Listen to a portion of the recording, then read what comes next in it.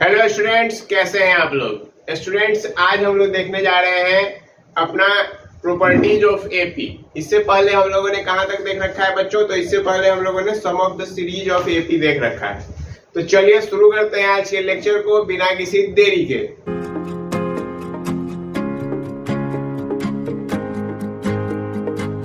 देखिए बच्चों, जैसा कि हम लोगों को आज पढ़ना है प्रॉपर्टीज ऑफ एपी, तो एपी का कुल 4 प्रॉपर्टी बताया गया है, ठीक है, जिससे कि आपको 17.4 जो एक्सरसाइज है उसके सवाल सॉल्व हो रहे होंगे। जैसे कि पहला प्रॉपर्टी क्या बताया गया है एपी का कि if we add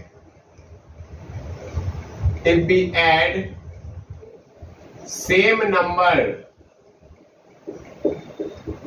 in a sequence which is AP, then the new sequence which is formed, the new sequence formed is also in AP. Formed is also in AP. कहने का मतलब ये हुआ बच्चों कि देखिए, यदि मान लीजिए कि आपको कोई एक सीक्वेंस दे रखा है, ठीक है, मान लीजिए कि आपको दे रखा है A, B, C, D, इस तरह से करके कुछ दे रखा है सीक्वेंस से। अब यदि आप इसमें ये कह रहा है कि यदि आप हर एक सीक्वेंस के हर एक टर्म में कुछ सेम अंक जोड़ रहे हैं, ठीक है, कुछ इस प्रकार से, तो वह जो सीक्वेंस बनेगा नया, वह भी क्या होगा? एपी में ही होगा। वह भी क्या होगा? एपी में ही होगा। बात समझ में आया कि नहीं आया? कहने का मतलब ये हुआ कि जैसे कि मान लीजिए कि एक एपी है, 2 है, फिर 6 है, फिर 10 है, एक एग्जांपल ले रहे हैं, फिर 14 है, फिर 18 है, इस प्रकार से। अब मान लीजिए कि सब में 4 जोड़ दिए, या फिर मान लीजिए कि 3 जोड़ दिए, तो ये क्या बन जाएगा? 5 बन जाएगा, ये क्या बन जाएगा? 9 बन जाएगा, ये क्या बन जाएगा? 13, ये 17, फिर यहाँ पे ये क्या बन जाएगा? 21। तो देखिए यहाँ पर भी जो है कॉमन डिफरेंस सबका क्या आ रहा है? सेम आ रहा है। तो ये क्या हो गया? ये भी आपका क्या हो गया? एपी में हो गया। तो पहला प्रॉपर्टी आपको ये चीज कह रहा है। क्लियर है बच्चों? चलिए अब हम लोग बात कर लेते हैं दूसरे प्रॉपर्टी के बारे में। दूसरा प्रॉपर्टी क्या कहता है कि यहाँ पर जो है, अच्छा इसी में हम दूसरे प्रॉपर्टी के बारे में बता देते हैं कि यहाँ पे या तो ऐड कीजिए या फिर आप सब्ट्रैक्ट कीजिए, ठीक है, या तो आप ऐड कीजिए या फिर आप सब्ट्रैक्ट कीजिए, बात सेम ही रहने वाला है। यानी कि आप यहाँ पे प्लस कर दीजिए तब भी वह एपी में ही रहेगा, और माइनस कर दीजिएगा तब भी वह एपी में ही रहेगा। तो ये 2 प्रॉपर्टी हमने एक ही में कवर कर लिया, ठीक है। तीसरा प्रॉपर्टी क्या कहता है? तीसरा प्रॉपर्टी कहता है कि if we multiply with same number, ठीक है, then the result will also in AP। कहने का मतलब ये हुआ कि यदि आप सीक्वेंस को किसी एक ही सेम नंबर से मल्टीप्लाई कर दीजिए, मान लीजिए कि यदि यहाँ पे आपको एक हम एग्जांपल के थ्रू ही बता देते हैं कि मान लीजिए कि आपको दे रखा है 2 है, फिर 7 है, फिर 12 है, फिर 17 है, उसके बाद आपको फिर 22 है, इस प्रकार से आपको सीक्वेंस दे रखा है। अब यदि आप किसी एक ही नंबर से सबको मल्टीप्लाई करवा रहे हैं, याद रखना एक ही नंबर से सबको मल्टीप्लाई करवाना है। ऐसा नहीं कि पहला को 5 से करवा रही हो, दूसरा को 10 से, तीसरा को 15 से, वैसा नहीं, सेम नंबर से सबको मल्टीप्लाई करवाना है। देखो मान लो कि हम 5 से मल्टीप्लाई करवाएं सबको, कितना आ जाएगा? 10 हो जाएगा। उसके बाद कितना आ जाएगा बताओ? 35 हो जाएगा। उसके बाद बताओ कितना होगा? 60 होगा। उसके बाद बताओ कितना होगा? 85 होगा। उसके बाद बताओ कितना होगा? 110 होगा। तो यहाँ पे कितना आ गया? 25 का। यहाँ पे कितना आ गया? 25 का। यहाँ पे कितना आ गया? 25 का। यहाँ पे कितना का डिफरेंस? 25 का। यानी कि यहाँ से हमको ये बात समझ में आया कि यदि हम किसी भी सीक्वेंस को जो कि एपी में हो, उसको यदि हम लोग क्या कर दें, उसको यदि हम लोग किसी एक नंबर से मल्टीप्लाई करवा दें, तो हमारा जो नया सीक्वेंस बनेगा वह भी एपी में ही बनेगा। बात क्लियर? चौथा बात भी कुछ यही कह रहा है, ठीक है, क्योंकि हमारे लिए तो तीसरा है, क्योंकि 2 तो एक ही में निपट गया, ये तीसरा हुआ, ये चौथा। चौथा क्या कह रहा है कि इफ वी डिवाइड, यदि हम लोग क्या कर रहे हैं? हम लोग डिवाइड कर रहे हैं, ठीक है, यदि हम लोग डिवाइड कर रहे हैं ना, यदि हम लोग डिवाइड कर रहे हैं तब भी क्या होगा? रिजल्ट जो होगा वह एपी में ही होगा, result will be in AP. लेकिन डिवाइड में एक खास बात याद रखना है कि नॉन जीरो नंबर से डिवाइड करना होगा। क्या बोला हमने? नॉन जीरो नंबर से। नॉन जीरो मतलब कि ऐसा नहीं कि आप जीरो से सबको ले जाके डिवाइड कर दिए। यदि आप ऐसा कर रहे हैं कि जीरो से ले जाके सबको डिवाइड कर रहे हैं तो मान लीजिए कि एक एपी दे रखा है यहाँ पे, सपोज 1 है, फिर 5 है, फिर 9 है, फिर 13 है, इस प्रकार से एक एपी है। जीरो से सबको डिवाइड कर दीजिएगा तो क्या हो जाएगा? 1/0 इंफिनिटी, ठीक है, यानी कि नॉट डिफाइंड वाला टर्म आ जाएगा सब में। बात समझ में आ रहा है? तो इसके लिए जीरो नहीं होगा, नॉन जीरो नंबर से यदि आप किसी से भी डिवाइड करते हैं तो वहां पे फिर वह एपी में ही रहेगा। बात क्लियर है? कोई परेशानी नहीं है। चलिए, तो ये आपके कुल 4 प्रॉपर्टी थे एपी के जो आपको ध्यान में रखना है। पहला क्या कि यदि आप सेम नंबर एक सीक्वेंस में जोड़ रहे हैं हर एक टर्म में तो जो नया सीक्वेंस बनेगा वह एपी होगा।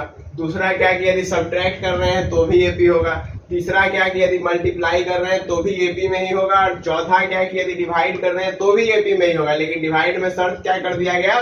डिवाइड में शर्त ये हो गया कि आप जीरो से डिवाइड नहीं करवा सकते। देखिए, मल्टीप्लाई में आप जीरो से मल्टीप्लाई करवा सकते हैं, ठीक है, वहां पे वो कंडीशन चल सकता है। क्योंकि देखिए, यदि आपको दे रखा है 2 2 2 2 इस प्रकार से कुछ, तो यानी कि यह एपी है क्योंकि इसका कॉमन डिफरेंस 0 है, ठीक है।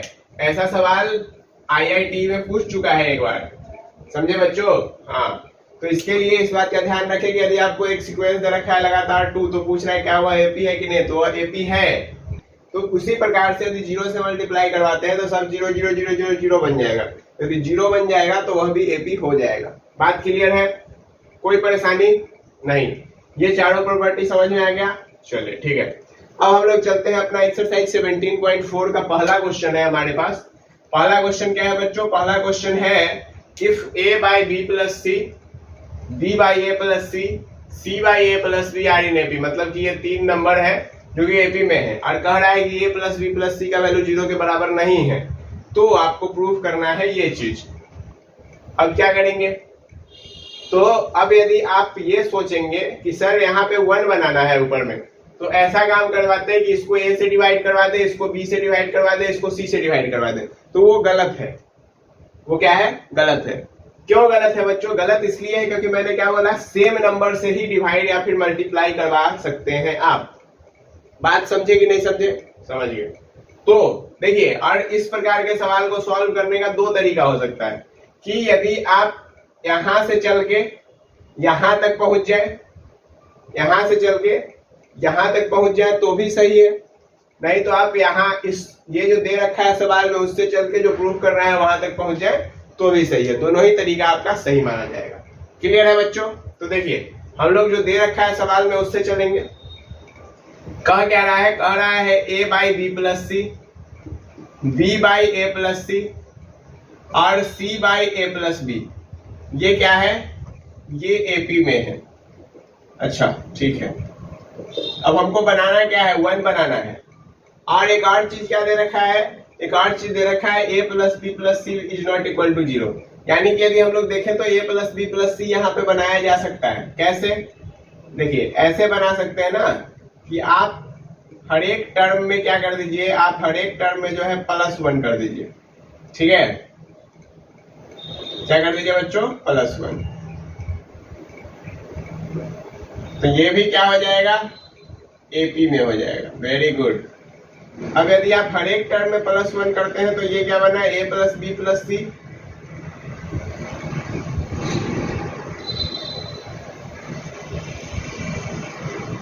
सेम में यहां पे भी ये भी क्या हो जाएगा? एपी में हो जाएगा। That's very good. अब देखिए, अब यहाँ पे हम लोग क्या करेंगे कि अब हमको हर एक टर्म में क्या दिख रहा है? a plus b plus c। क्या दिख रहा है? a plus b plus c। अब यदि a plus b plus c दिख रहा है तो हम लोग इस टर्म से यदि सबको डिवाइड करवा दे हर एक टर्म में, यहाँ पे हमने क्या किया कि हर एक टर्म में एक एक जोड़ दिया, यानी कि पहला प्रॉपर्टी हमने लगाया है। अब यहाँ पे क्या करने जा रहे हैं? यहाँ पे चौथा प्रॉपर्टी लगाने जा रहे हैं कि हर एक टर्म को a plus b plus c से डिवाइड करवा दे रहे हैं। अब देखिए, यहाँ पे सवाल में ये चीज क्यों दे रखा था? देखो बच्चों, सवाल में कोई भी इंफॉर्मेशन ऐसे ही बेफालतू का नहीं दे देता है, ठीक है। सवाल में ये चीज इसलिए दे रखा था क्योंकि यदि आप a plus b plus c से डिवाइड करवाते हैं और यदि वह 0 के बराबर होता तो आप फिर डिवाइड नहीं करवा सकते थे, लेकिन यहाँ पे स्पष्ट कर दिया है कि यह 0 के बराबर नहीं है, और 0 के बराबर नहीं है इसी कारण से आप इसको डिवाइड करवा सकते हैं। बात क्लियर है? चलिए, तो आपने क्या करवा दिया, आपने जो है a प्लस बी प्लस सी को हर एक टर्म को डिवाइड करवा दिया, ठीक है।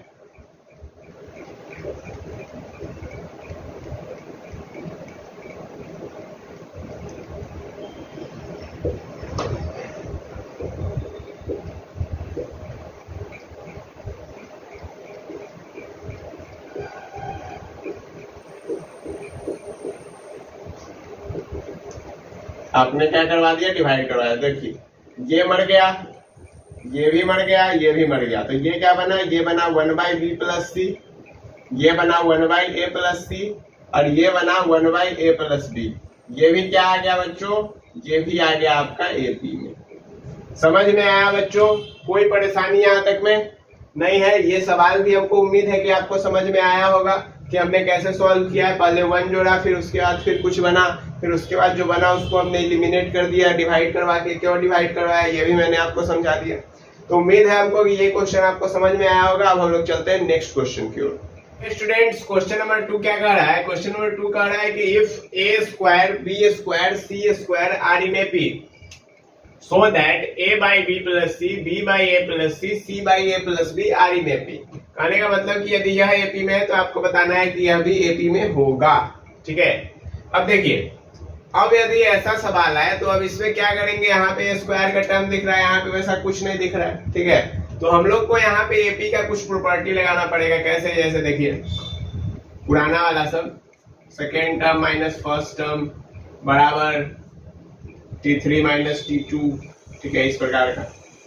अब यदि आप यहाँ पे देखें तो ये क्या बन जाएगा, ये आपका बन जाएगा b minus a into B plus a, ठीक है, बराबर c minus b into C plus B. बात समझ में आया कि नहीं आया बच्चों? आ गया। अब देखिए यहाँ पे अब हम क्या करेंगे, यहाँ पर अब हम क्या करेंगे, यहाँ पर जो है अब हम आपको कुछ ऐसा बनाएंगे कि ये जो है, क्योंकि a प्लस बी वाला टर्म कहाँ पे दिख रहा है, नीचे, b प्लस सी वाला टर्म कहाँ पर दिख रहा है बच्चों, नीचे। तो हम लोग को क्या करना पड़ेगा कि इसको नीचे लाना पड़ेगा। तो इसको हम ऐसे बना लेते हैं, b minus a by c plus b, उधर वाले को उठा के इधर ले आइए, और c minus b by b plus a या फिर a प्लस बी। क्लियर है बच्चों? कोई परेशानी नहीं।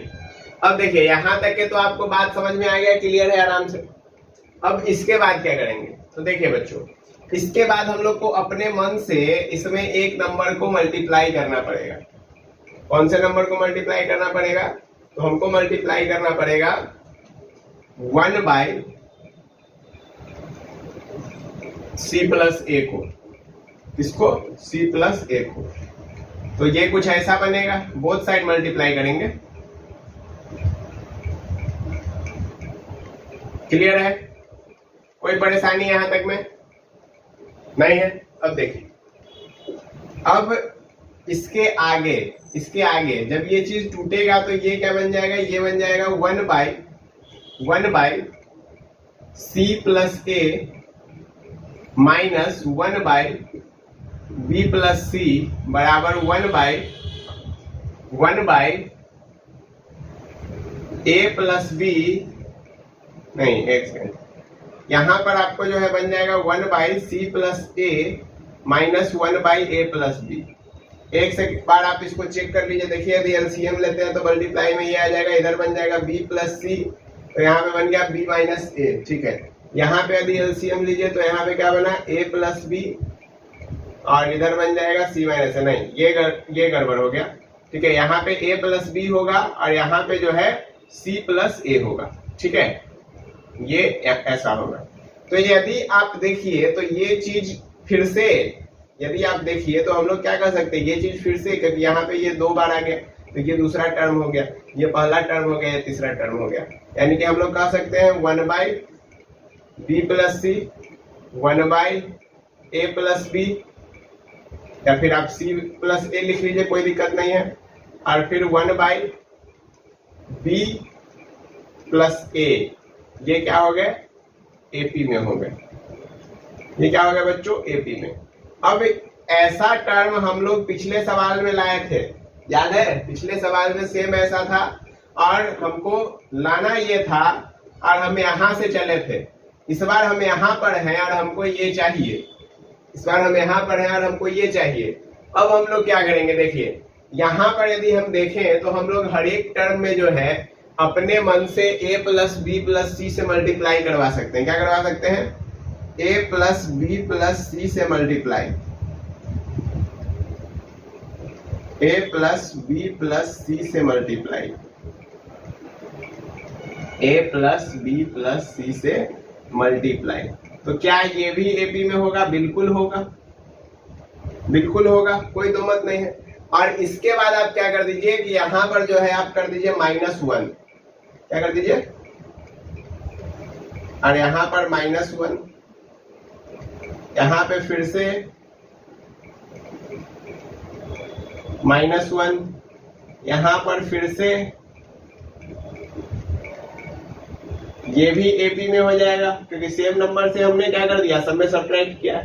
अब जब आप यहाँ पे इसको सॉल्व कीजिएगा, देखिए b प्लस सी उधर चला जाएगा तो b प्लस सी यहाँ पे प्लस में, इधर जाके माइनस में, तो ये कट गया तो बचा a, यहाँ पे a प्लस सी कटेगा बचेगा b, यहाँ पे b प्लस a कटेगा यहाँ पे बचेगा c। तो इसीलिए हम फिर यहाँ पे लिख देंगे क्या कि therefore a by b plus c comma b by a plus c comma c by a plus b are in AP। Clear है बच्चों? कोई परेशानी यहाँ तक में नहीं है? समझ में आया ये सवाल? थोड़ा अच्छा सवाल कह सकते हैं इसको, अच्छा तो नहीं कहेंगे लेकिन हाँ फिर भी ठीक ठाक सवाल इसको कहा जा सकता है। ठीक है, अब चलिए अब चलते हैं हम लोग क्वेश्चन नंबर 3 की ओर।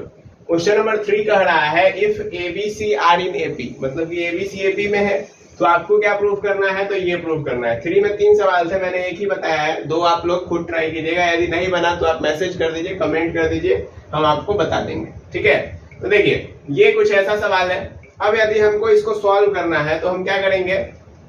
ABC AP में है। अब ABC यदि AP में है तो आपको ये प्रूफ करना है। तो देखिए ABC क्या कह रहा है कि AP में है, बहुत बढ़िया बात कहा। अब यदि हमको बाई में BC, यहाँ पे AC, यहाँ पे AB, ठीक है, तो हम क्या कर सकते हैं ना बच्चों, हम यहाँ पर जो है 1/ABC से हम हर एक टर्म में डिवाइड करवा दे। यदि 1/ABC से, देखो पहला टर्म में डिवाइड कराएंगे तो A कट जाएगा, BC बचेगा। दूसरे टर्म में डिवाइड करवाएंगे तो B कट जाएगा, AC बचेगा। तीसरे टर्म में करवाएंगे तो C कट जाएगा, ये भी बनेगा। ठीक है, तो यहाँ पे हम लोग क्या करवा दिए कि यहाँ पे हम लोग ABC से डिवाइड करवा दिए, ABC से डिवाइड करवा दिए, ABC से डिवाइड करवा दिए। तो ये भी क्या हो गया? AP में हो गया। अब देखिए A से ये तो मर गया, तो यहाँ पे क्या बच गया? 1/BC, 1/AC और 1/AB। ये भी क्या हो गया? AP में हो गया। बात समझ में आया? कोई परेशानी? ये सवाल बहुत आसान था। ठीक है, लिटरली ये सवाल बहुत इजी है। ठीक है, तो कोई परेशानी आपको इसमें नहीं है। चलिए, अब हो सकता है कुछ बच्चा को डाउट होगी, अब ये हम लोग सोचेंगे कैसे? तो देखो बच्चों, सोचना आएगा तब जब आप सवाल को प्रैक्टिस कीजिएगा। आप जितना ज्यादा सवाल को प्रैक्टिस कीजिएगा उतना ज्यादा आपका कॉन्सेप्ट क्लियर होगा और उतना आसानी से जो है आपको समझ में आ जाएगा कि हाँ इस सवाल में यदि हम ऐसे अप्रोच लेंगे तो हमारा सवाल जो है डेफिनेटली सॉल्व हो जाएगा। अब हम लोग चलते हैं क्वेश्चन नंबर 4 की ओर। स्टूडेंट्स, क्वेश्चन नंबर 4 क्या कह रहा है? क्वेश्चन नंबर 4 कह रहा है if B plus C minus A by A, C plus A minus B by B, A plus B minus C by C are in AP so that 1/A, 1/B, 1/C are in AP। मतलब यदि ये सब term AP में है तो आपको prove करना है कि ये भी AP में होगा। आपको दे क्या रखा है? A plus B plus C 0 के बराबर नहीं है। कैसे करेंगे प्रूफ? बोलो बच्चों, कैसे करोगे? देखो, नहीं समझ में आ रहा? यहाँ पे A plus B plus C बनाने का ट्राई करो। कैसे बनाओगे? देखो, यदि तुम क्या करोगे, यदि तुम सिर्फ सवाल को देखोगे तो देखते ही रह जाओगे। तो इसके लिए देखने का नहीं है, उसके बाद उसको सोचने का भी है। ठीक है, किसी महान पुरुष ने कहा था कि सवाल से बात करो, सवाल तुमको जवाब देगा, लेकिन बात करो तो सिर्फ बात नहीं मत खो जाओ, ठीक है, देखिए यहाँ पे हम क्या कर सकते हैं कि यहाँ पे हम हर एक टर्म में 2 ऐड कर दें। कितना ऐड कर दें? +2। ठीक है, क्या कर रहे हैं हम लोग बच्चों? +2 ऐड कर रहे हैं। अब तुम्हारे मन का एक डाउट कि 2 क्यों ऐड कर रहे हैं? देखो यदि हम 2 ऐड करते हैं ना तो यहाँ पे 2a बनेगा, 2a माइनस a बन जाएगा, प्लस में a आ जाएगा, यानी कि a + b + c बन जाएगा। बात बुझे? तो इसलिए 2 ऐड कर रहे हैं। तो हर एक टर्म में हम क्या कर देंगे? 2 ऐड करेंगे। क्या करेंगे? 2 ऐड करेंगे। क्या करेंगे? 2 ऐड करेंगे। क्या करेंगे? 2 ऐड करेंगे। क्या करेंगे? 2 ऐड करेंगे। क्या करेंगे? 2 ऐड करेंगे।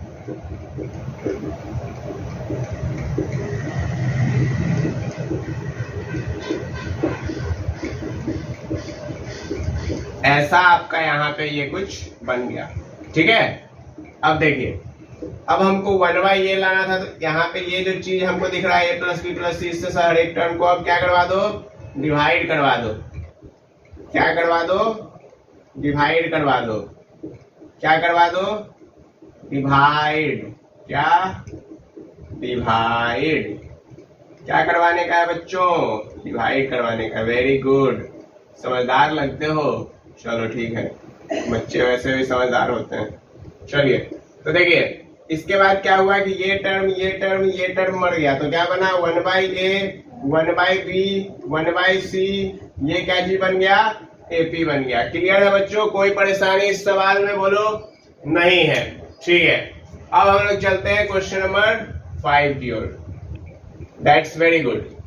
चलिए देखिए, ये सवाल अब आप कैसे सॉल्व करेंगे बच्चों? कैसे सॉल्व करेंगे बताइए?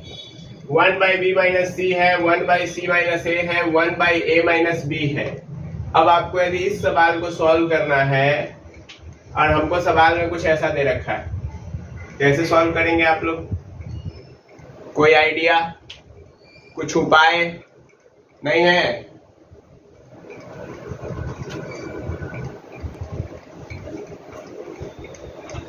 देखिए बच्चों, यहाँ पे हम लोग इसको कैसे सॉल्व करेंगे, ये सवाल क्वेश्चन नंबर 5 जो मैं आपको बताया, तो इसको सॉल्व करने का तरीका, एक तो आप यदि जो बुक बना रहे हैं हम लोग, यदि उसमें देखो तो उसमें खैर हिंट दे रखा है। ठीक है, तो उस हिंट से यदि आप जाइएगा, बहुत लेंदी मेथड है। ठीक है, तो उस हिंट से तो मत ही जाइएगा। देखिए, एक मैं दूसरा मेथड बताता हूँ, ठीक है, जो कि आसान मेथड है, उससे आप जा सकते हैं। यहाँ पे यदि आप देखें तो हम लोग एक तरीका पढ़े थे कि ABC यदि AP में है, ABC क्या है? AP में है, तो B = A + C/2 होता था। उसी का उपयोग हम लोग करेंगे। B =